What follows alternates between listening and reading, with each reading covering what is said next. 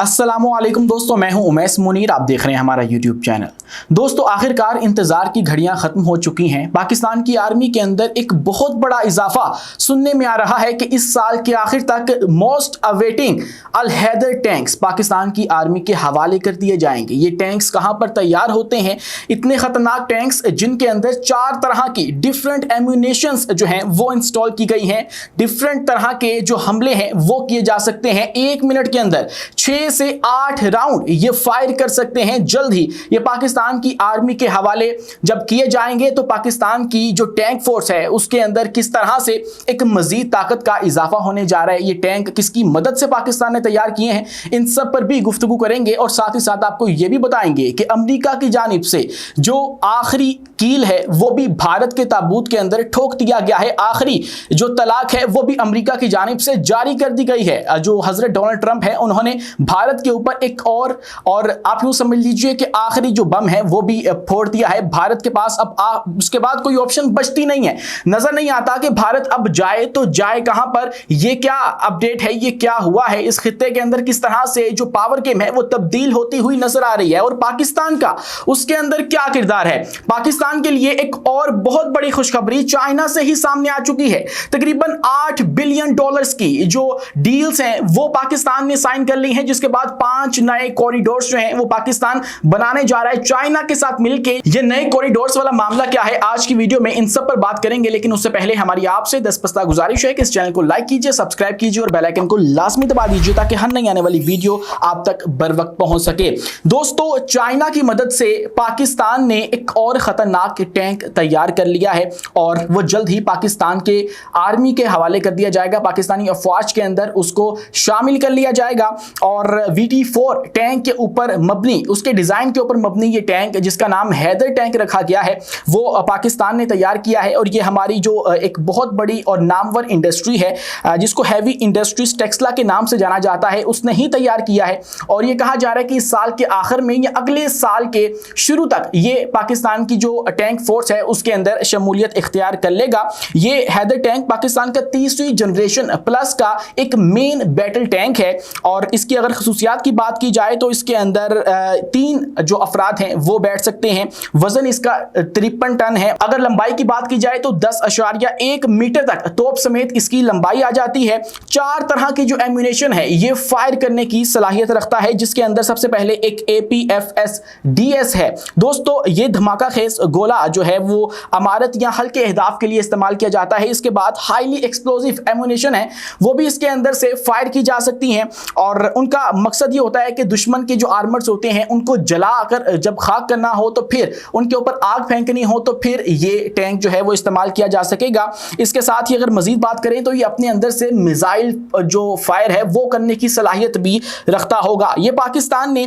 VT4 tank जिसकी deals हमने पहले ही चाइना के साथ कर ली थी और $859 मिलियन की ये डील जो है वो हमने चाइना के साथ की थी, जिसके अंदर हम लोग 500 से ज्यादा टैंक्स उनसे VT4 वाले खरीदने की जो ख्वाहिश है वो रखते थे। लेकिन उसके अंदर से फिर 176 टैंक्स हैं वो पाकिस्तान ने हासिल कर लिए थे। अब क्या हो रहा है, अब हम लोग वही टेक्नोलॉजी इस्तेमाल करते हुए और चाइना की एक कंपनी नोरिंको के साथ मिलके इस टैंक को अपने ही मुल्क के अंदर तैयार कर रहे हैं। और जब हम अपने मुल्क के अंदर इसको तैयार कर रहे हैं तो इसके तमाम तर पार्ट्स भी पाकिस्तान के अपने ही तैयार करते हैं और ये बताया जा रहा है इसका 97% जो गन सिस्टम है वो पाकिस्तान का अपना तैयार किया हुआ है। इसके अलावा टोटल अगर टैंक की बात की जाए तो उसके अंदर 39% तक जो तमाम तर इसके पार्ट्स हैं, तमाम तर इसकी जो हिस्से हैं वो पाकिस्तान ने खुद अपने अंदर अपने मुल्क के अंदर ही मैन्युफैक्चर किए हैं। और इसके अंदर जो कलीदी किरदार अदा किया है वो हमारी हैवी इंडस्ट्रीज टेक्सला ने किया है। और जो इसका पहला टैंक है वो हमने मार्च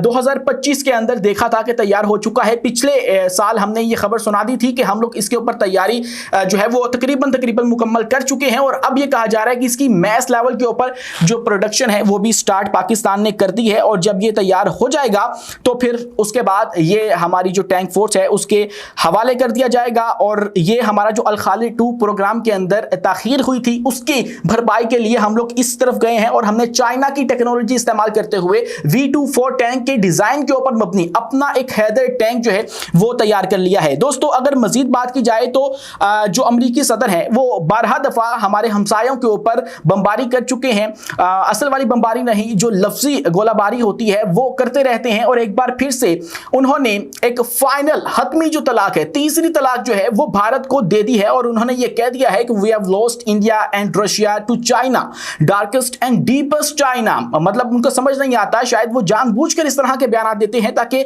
उनके हवाले से ये वाली जो परसेप्शन है कि वो अनप्रेडिक्टेबल है, उनको कोई भी जो है वो पहले से जज नहीं कर सकता है, वो बरकरार रहे। कल तक वो चाइना की तारीफें कर रहे थे और चाइना के हवाले से कुछ पॉजिटिव जेस्चर जो है वो शो कर रहे थे, लेकिन आज उन्होंने चाइना को डार्केस्ट एंड डीपेस्ट कह दिया है। और ये भी कह दिया है कि इंडिया के लिए अब कोई भी जो ऑप्शन है या जो वापसी की राह है वो अब नहीं बची है, अब जो चाइना है वही इंडिया को संभालेगा। लेकिन दूसरी तरफ भारत के पास कोई ऑप्शन भी नहीं है, क्योंकि चाइना भी उसको मुकम्मल तौर पर एक्सेप्ट करने को तैयार नहीं है।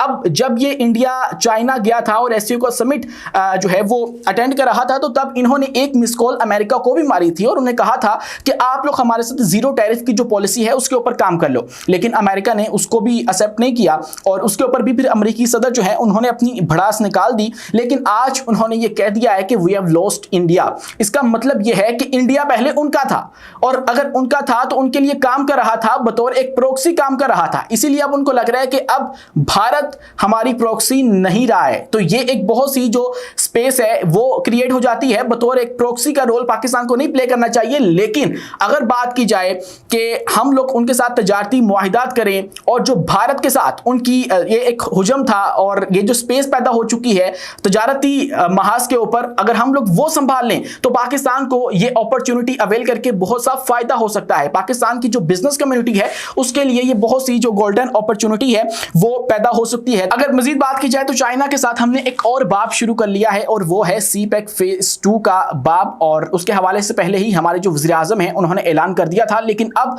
सीपेक जो फेज 2 है उसको एक अमली जामा पहनाने की कोशिशें शुरू कर दी गई हैं। और उसके लिए जो हमारे वज़ीर आज़म हैं उन्होंने चीनी हम मनसब के साथ मुलाकात की है। चीनी वज़ीर आज़म के साथ जब मुलाकात की गई तो उसके अंदर बहुत से मुआहिदे हुए हैं, तकरीबन 8.5 अरब डॉलर्स के मुआहिदे और मुफाहमती यादाश्तों के ऊपर दस्तखत किए गए हैं। और इसके अंदर यह तय किया गया है कि एक तो हमारा जो सीपेक फेज 2 का जो मरहला है उसके ऊपर प्रैक्टिकली हम लोग काम करेंगे और उसको जो है वो एक अमली जो सूरत है वो देंगे। और उसी के साथ हम लोग 5 मजीद जो कॉरिडोर्स हैं वो बनाने जा रहे हैं। मतलब पहले आपने सुना होगा चाइना पाकिस्तान इकोनॉमिक कॉरिडोर, इसी तरह की जो 5 मजीद कॉरिडोर्स हैं वो हम लोग चाइना के साथ बनाएंगे। वैसे तो ये सीपेक अपने अंदर ही एक बहुत बड़ी दुनिया है, ये कोई एक प्रोजेक्ट का नाम नहीं है, ये इसके अंदर आप यूं समझ लीजिए कि 20 प्रोजेक्ट आ जाते हैं। लेकिन अगर सोचिए 5 मजीद इसी तरह के कॉरिडोर्स कायम हो गए तो फिर पाकिस्तान का जो लेवल है इस तमाम तर जनूबी एशिया के अंदर वो कहां पर पहुंच जाएगा और पाकिस्तान जो है वो चाइना का हो सकता है कि सबसे बड़ा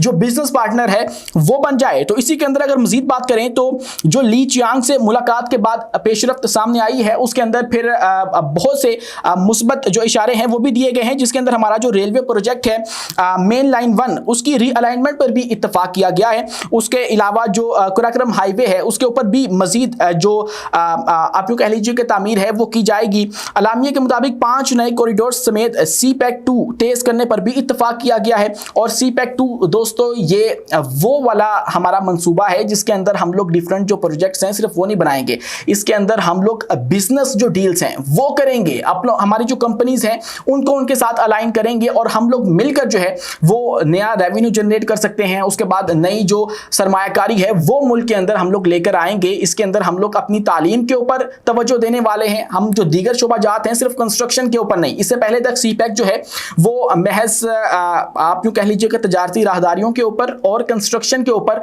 फोकस कर रहा था, लेकिन अब जो ये सीपेक का दूसरा फेज है ये B2B जो मामलात है वो देखेगा और जिसका ऐलान हमारे जो प्राइम मिनिस्टर हैं शहबाज शरीफ वो ऑलरेडी कर चुके हैं। आज के लिए इतना ही। अपने मेजबान उमैस मुनीर को दीजिए इजाजत, मिलते हैं अगली वीडियो में किसी नई मालूमात के साथ। शुक्रिया, अल्लाह हाफिज।